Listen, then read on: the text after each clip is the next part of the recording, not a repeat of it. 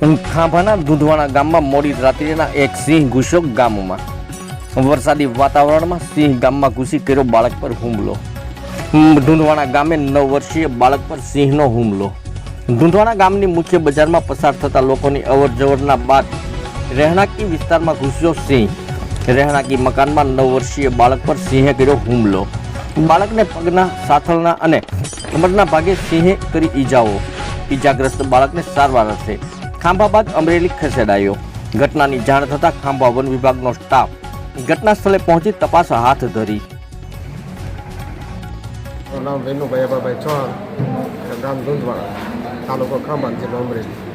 હવે મારે ઘરે રાત્રે અમે 10 થી 10:30 ગાળામાં ઘરે બેઠા હતા. અચાનક ગામમાંથી સિંહ આવે અને મારા દીકરા ઉપર હુમલો કરેલો છે.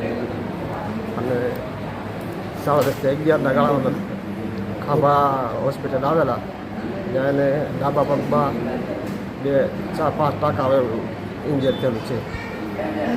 અને ત્યાંથી રિપીટ અમરેલી કર્યા છે.